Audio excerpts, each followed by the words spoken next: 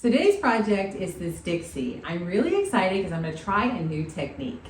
So here's the story. I went to an estate sale locally on the first day and saw this. It came with a mirror. It's $195 for both pieces. So I really didn't want the mirror. I asked if they'd separate it. They wouldn't on the first day. So I went back on the last day. It was still there. So I got it for $97.50. I went ahead and took the mirror. I figure I can sell it later. But I didn't pay sales tax because I'm a business, so I took my sales tax permit because I am reselling it. So I'm all in right now, $97.50 for both the mirror and the dresser.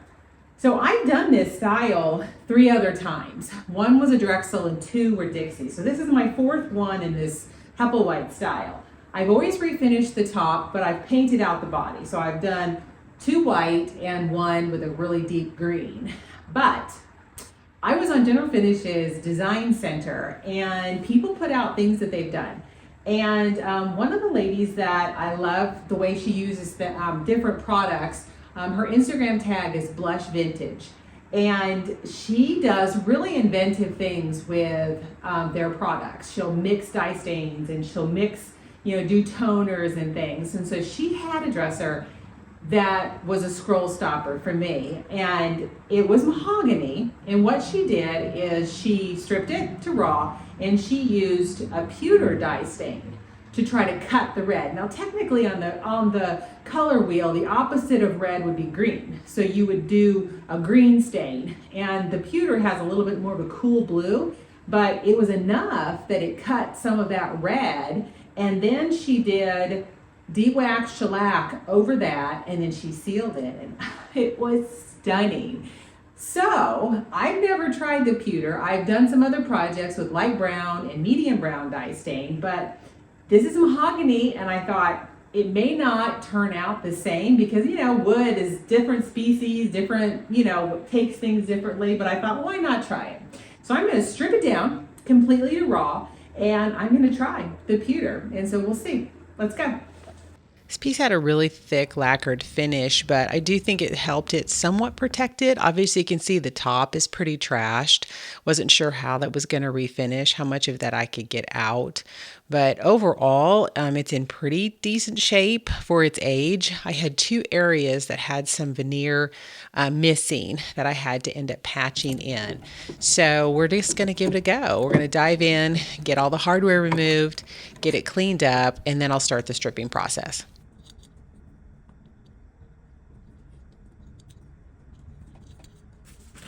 Sometimes you have drawers that fit weird. So look at the bottom of the drawers, and a lot of times the factory has actually numbered the drawers. It's something I learned later on. So I'm going to use Clean Strip. This is their premium stripper.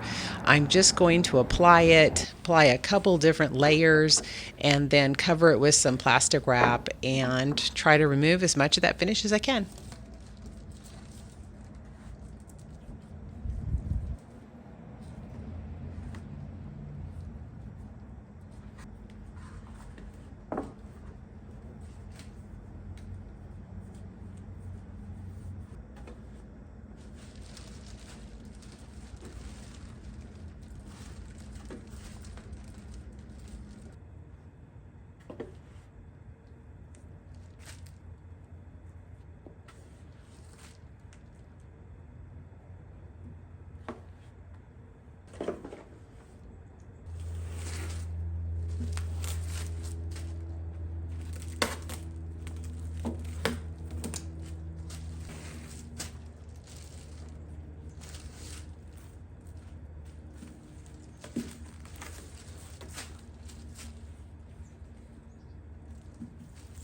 This is a very smelly stripper, so you want to make sure you have your respirator on when you're working with this. I also use gloves, but I like to use it in combination with my carbide scraper. It just seems to get off as much finish as possible, especially when it's a really thick finish like this.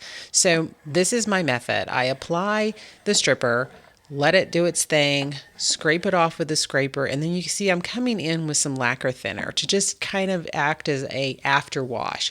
And so I'll use a paper towel to get off as much of the stripper as I can. Then I'll use a little bit more of the lacquer thinner with a very fine steel wool to get off even more of the finish. If I'm working with a painted piece, I will use acetone as my after wash after the stripper.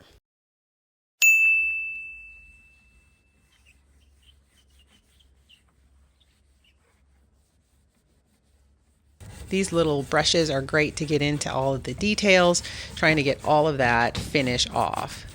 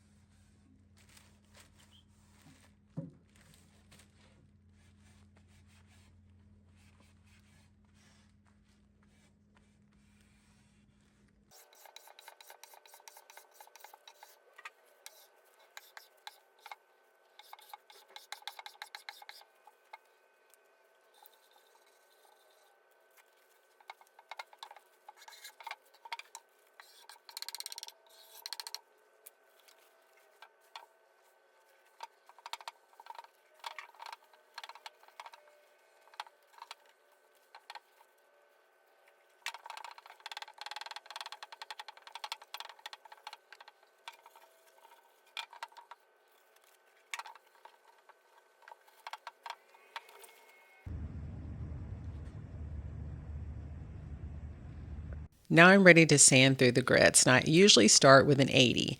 The 80 is usually a coarse enough grit to get off any remaining finish. And that's usually the course that takes the longest time. So I'm really just trying to remove any additional finish. And then after that, the 120 grit and the 180 grit, it goes faster because I'm just basically refining the scratch pattern at that point. But I want it to be free of finish, and that's what the 80 grit usually does for me.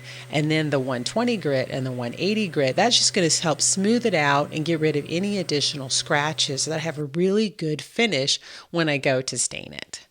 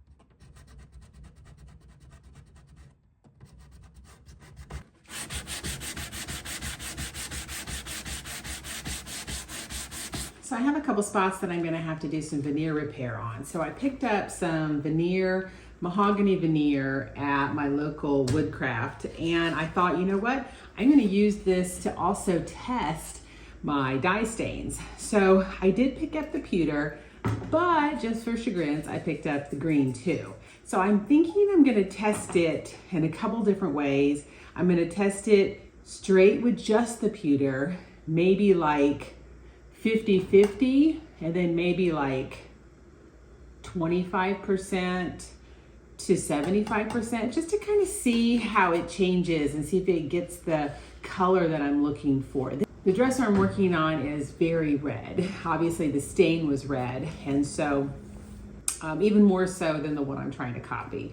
So I'm really trying to see, do I need some of the green to cut the red because of that dye that was already in it, the stain, or can I just use the pewter? So I'm just gonna do some experiments and see what I can do. So the pewter is very blue. You would think it'd be a little gray, but definitely has a lot of blue in it. So I'm just going to stir those up. These are water-based dye stains. And I'm going to use lint-free rag, and I'm just going to wipe it on my mahogany.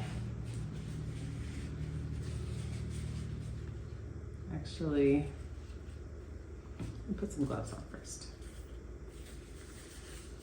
Because this dye will get all over your fingers and take days to get off. Trust me. I know from experience. Okay, so let's try the pewter first.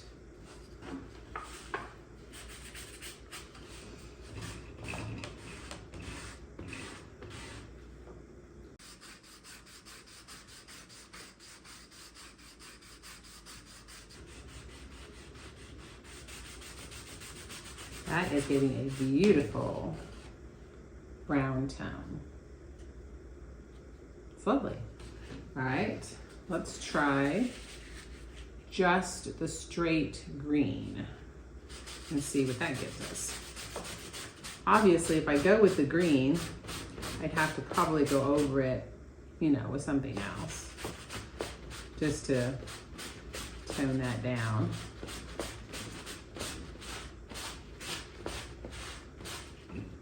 Okay, you definitely see the green in it. You see that?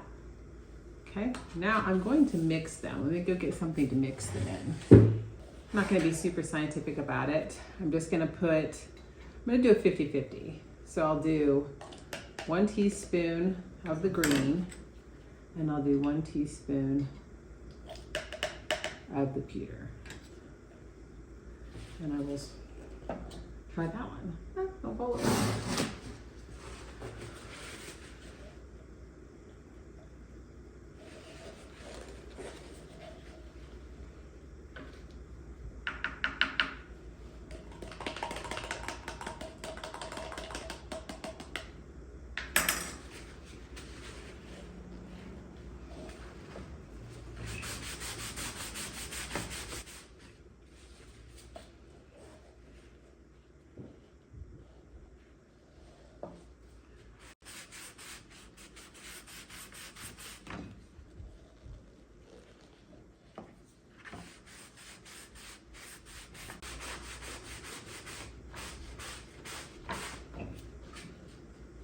Okay, so here's the pewter, here's the green, and here's a 50-50 mixture of the green and the pewter. So I'll let that dry and come back and see what you think. Okay, so I went ahead and let them dry, and the top here is, I did 2 different sample boards. The top is pewter. You can see they're just slightly different even though the same. So sometimes wood just takes things differently. This is green. This is a 50-50 mixture of the green and the pewter. And then on the bottom of this one, I did a 3-part of the pewter to 1 part of the green. And just to try something extra, this was the green, and I went ahead and layered some, after it dried, I layered some pewter over it. So you can see it's kind of a deeper, richer color. So, I don't know. What do you think? I'm kind of liking the pewter, I think, the best. But I do kind of like that green with the pewter over it too. It's for a deeper, richer look. But I don't know that I want that on the whole piece. So, I don't know. I'll let them dry. I'll let this one dry and see what it dries to. But, I don't know. We'll see. Now I'm ready to do my finish sanding. I've worked on the top and the sides and the drawers.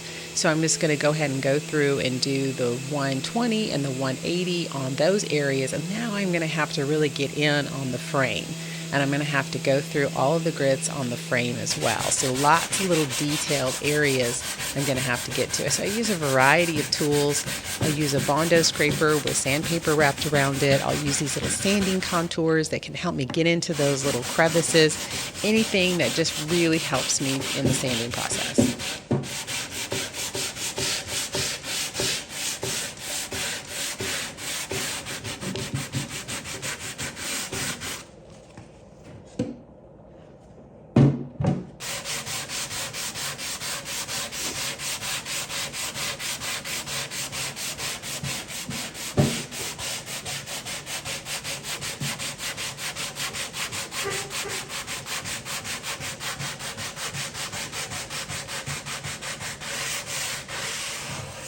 I found a flexible interface pad that goes on my sander, and then I can attach my sandpaper to that, and it helps it to be able to contour to any kind of curves or anything like that. So it helps me get into some of those detailed areas.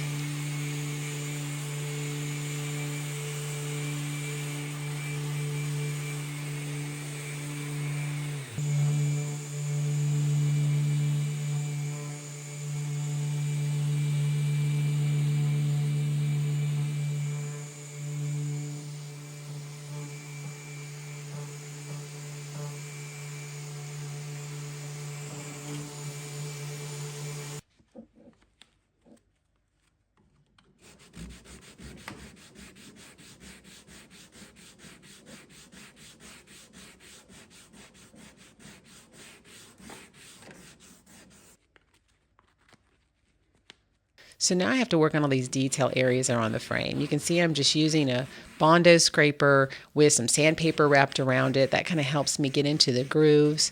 And then you'll see I'll also use some sanding contours that will match some of the profiles, and that'll also help me to get into some of the detailed areas. I do use a Dremel for some of the areas. Mine is a little aggressive, so I need to get one that has maybe like a lower speed that's not quite aggressive, because it can really chew up the wood. So you want to be careful that you're not really digging into the wood when you're trying to sand. And then I need to get one that has maybe some additional attachments as well. But it can be really good to get into some of the detailed areas.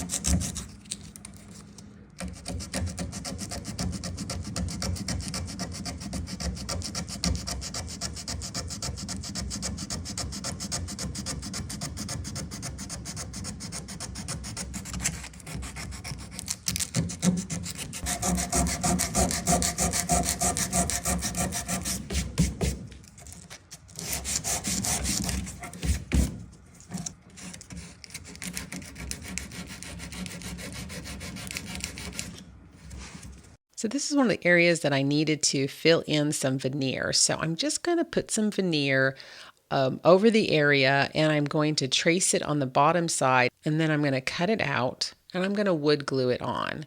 I will go ahead and tape it up, clamp it up, then I'll come back and sand it smooth. Veneer repair is something I'm still working on. You'll see later. I am going to use some Bell sticks to actually blend it into the surrounding wood, but this is something I'm working on this year to try to work on getting better. So this is one of those learn with me techniques. I'm not an expert, but I'm trying, and every time I try, I feel like I get a little bit better.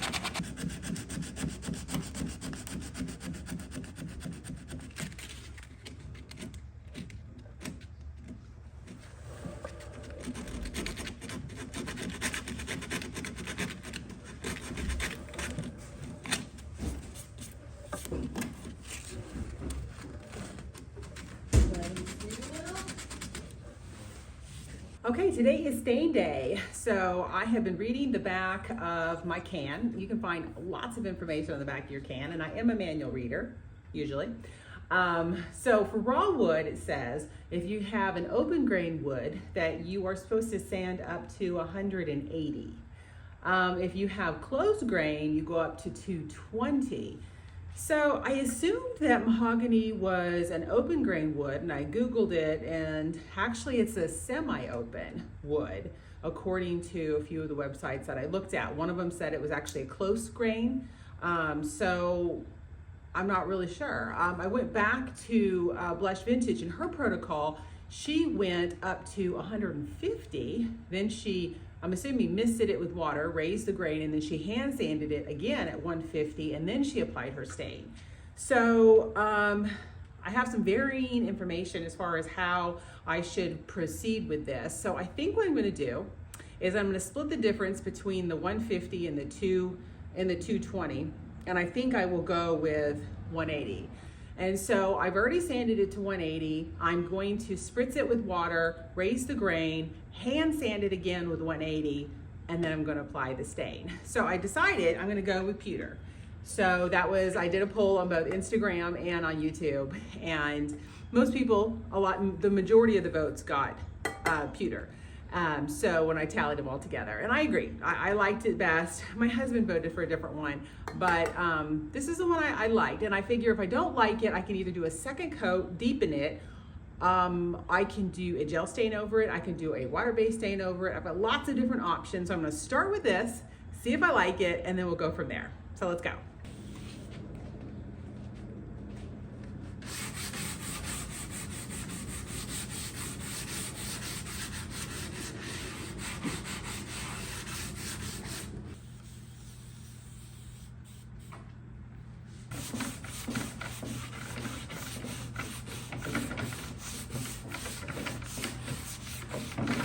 So I'm applying the dye stain with just a chip brush. I'm just going to work in sections. I'm going to apply it, and then I'm going to wipe back the excess with a lint-free rag.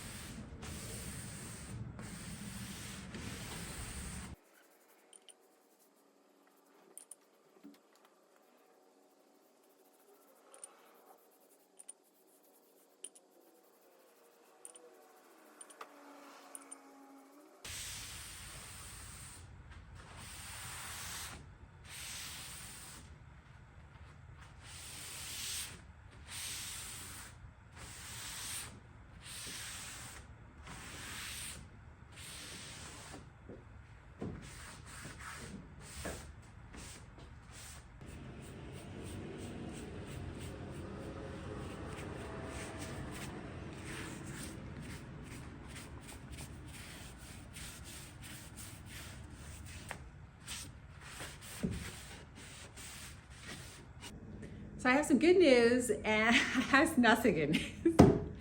The good news is the top looks fabulous. The not so good news is, I think I forgot to mention that this dresser has 2 different wood species. So the sides and some of the trim on the drawers and the substrate of the top is a different wood. So it's obviously taking the stain differently. Obviously on my last project, I did have 2 different wood species, and by the time I put the second coat on, it magically all blended in. But I have to remember, I'm trying to color correct. So I'm using pewter, I'm not using like a brown. And so I tried to use some dye stain. Problem was, even when I taped it off, the dye stain seeped underneath the tape and started to kind of get on the mahogany. So I'm not gonna use the dye stain. I'm gonna switch gears and I'm gonna try gel stain. So I have nutmeg, I have antique walnut, and I have brown mahogany. So I'm gonna start with my lightest one, which is nutmeg, and see if that'll kind of get me to the color I'm looking for. And if not, then I can dial up from there, or I can mix colors to try to get the color that I'm looking for. So let's try that. So this is the nutmeg gel stain, and it is a little bit more controllable because it is a gel, so I'm able to kind of just manipulate it. You could use a brush, but sometimes I feel like I have a little bit more control when I use my finger because I know exactly where it's going. And so if you mess up in any spots, you can just come back with a little bit of mineral spirits very quickly and just wipe it right back off.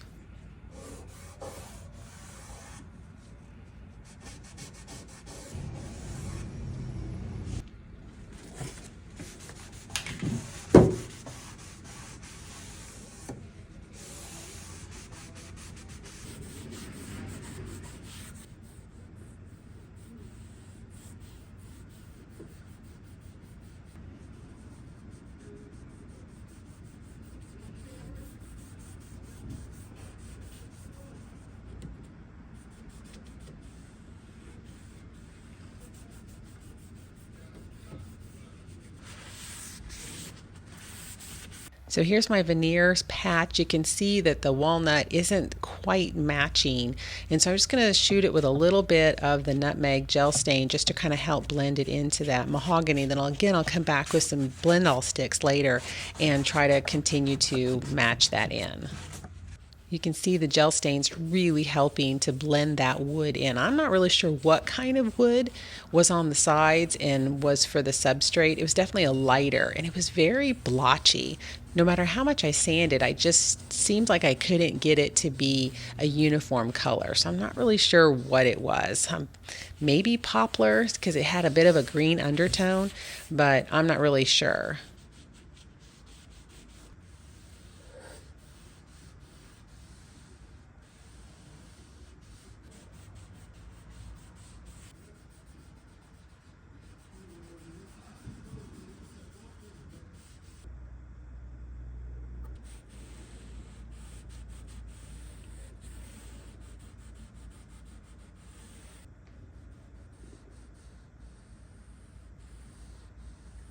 I gave the hardware a nice soak in some boiled water and vinegar, and then I cleaned it with Barkeeper's Friend and a very fine steel wool. So I got all of the tarnish off. This is not real brass. I did test it with a magnet, and it was magnetic, so that means that it's not real brass. So I decided to go ahead and use some Decor gilding wax. This is redesigned by Prima. I'll have it linked in the descriptions, and it dries within 24 hours, and you can seal it, but you don't have to. But it really is a beautiful gold. Now I'm ready to do my second coat on the gel stain. You can see that second coat just really starts to blend everything in and helps that color to look more uniform. I'm trying to be really careful not to get on the mahogany. But again, if you do, just take a little bit of mineral spirits and wipe it right off. Now here was one of the veneer patches I had on one of the drawers. So these are the Blend All Sticks by Mohawk. I'm going to start with a really light color, and then I'm going to work my way up. The way these work, these are wax, and so you just apply it, you rub it with your finger, then you apply a sealer before you go on to the next layer. So I'm just going to progressively get a little bit darker. At the very end, I'm going to use a black, and I'm just going to try to mimic some of the wood grain.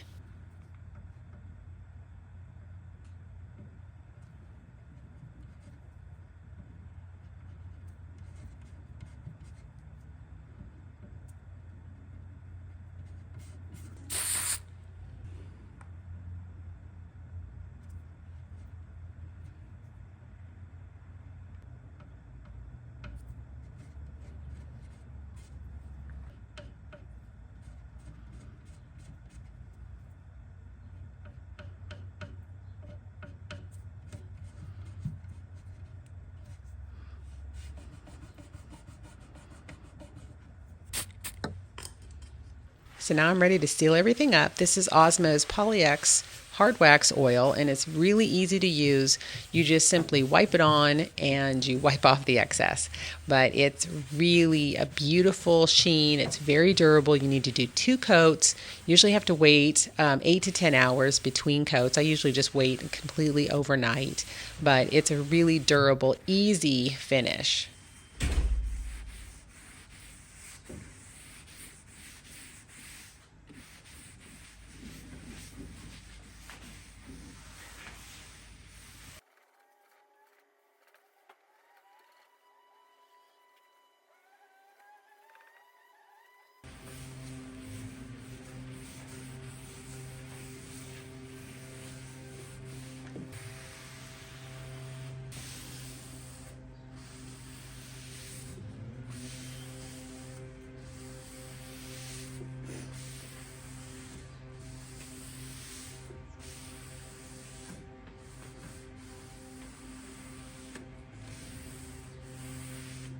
Here's my patch that I did. Again, this is a skill that I'm working on.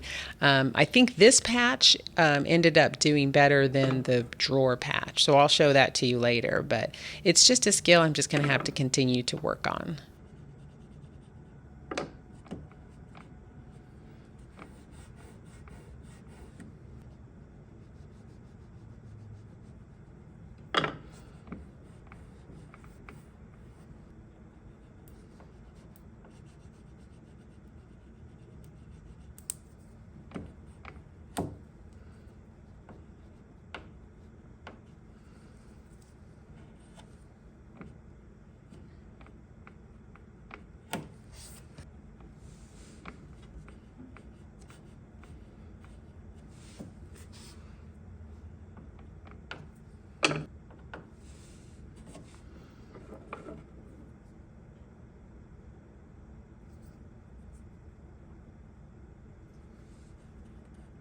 Okay, so let's look back at the before. Obviously, I had my work cut out before me on the top. A lot of damage, a couple veneer spots that needed to be repaired.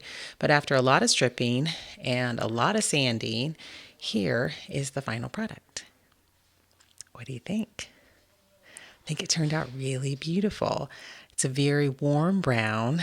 I was expecting something a little bit lighter, honestly. Is it a scroll stopper? I'm not sure. You tell me. What do you think? You know, the protocol was the pewter stain, 2 coats of de-wax shellac, and then sealing. Well, I think, you know, having the two-tone with the different woods kind of threw me off. And then once I did the gel stain, I just went right on to sealing it. But man, I do think it turned out really well. I love the warm tone. It's obviously it's still mahogany, but I think we just toned down the red and made it kind of more of a modern finish.